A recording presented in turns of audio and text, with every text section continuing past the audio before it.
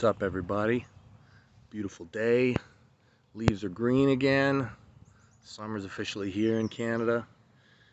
13 days till the big match with Mike. I think I got on a plane in like 7 or 8 days. Head on over to Dubai. Wanted to talk about the event a little bit and the difference between the last time I faced him and what's going to happen on the 28th. This event I'm so excited about. It's the first high-level pro event for me in like a year and a half. There's been a lot of attempts for leagues to try and get things started. Nothing's worked. And what an amazing place we've gotten to in the world of athletics, where we don't always even need leagues. This is potentially the biggest event that I will have ever been involved with. And basically, thank you, Larry Wheels. That's basically, I mean, a big part of it. Core Sports, the guys on the team there. But without Larry, this probably wouldn't have happened. And, a lot of the athletes in and around the fitness community have gotten to a place where we can do really awesome stuff, which is amazing. And I'm glad it's Larry and his team that's kind of leading us out of this period. Michael. Last time I faced Michael, it was a different time. 2018. It was 2017. End of 2017 is when I decided to once again chase the super heavyweight crown. So 2017, I was still competing 225. 2018, so it was basically a year after the finals. And the biggest factor that I'll say behind all of it is I know what a champion mindset is. I know. And in 2018, in my evaluation, I didn't have it. I was I was distracted. There'd been many years when I did have a champion mindset. Many years. And while I was still winning, I didn't always have a champion mindset. And by that, I wasn't always thinking about training. I wasn't always thinking about winning. At times I was thinking about personal pleasure. And I was thinking about,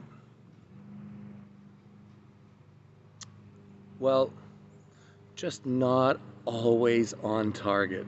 That's the thing. So, 2018, I was defeated handily by Michael. Kind of the three things that I'd say about that match. The first thing I'd say is, even though it was 3-2, to me, I've never believed that score for a second. A lot of people, a lot of my fans have said, if the ref had been different, or, if this had been called, you could have won. But that was never the feeling that I took away from the match. The feeling that I took away from the match is he beat me in the first round, which I actually won. But that's not the way it was in my mind. The way it was in my mind is he beat me round one, and he took the most vital part of my game away from me.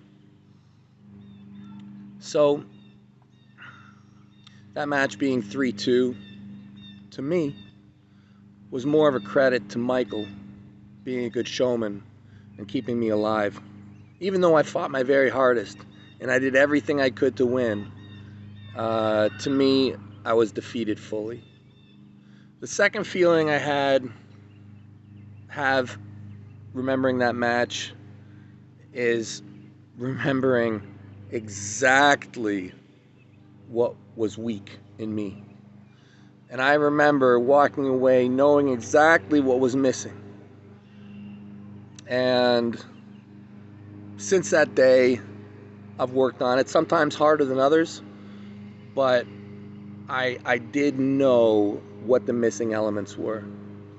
And the third thing I remember about that match is while it was so difficult and my arm was so pumped and my whole body was completely exhausted, it was so shocking to me how I felt no bad pain from the match, which was so weird because most matches of that level leave me a bit broken.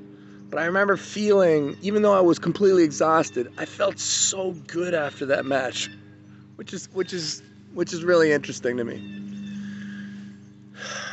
So what's the difference now? Now I have a champion mindset. I do. I have not, well, nobody's perfect, but I have been very close to perfect since I got the call for the match. Very close to perfect. Basically every moment has been dedicated to getting myself in the absolute best shape that I could possibly be in for this match. And that being said, I don't know that I can win. I have a lot of respect for Michael on the arm wrestling table. I do believe that he is the world champion. I believe if that was not the fact, that he would be facing Levon right now. But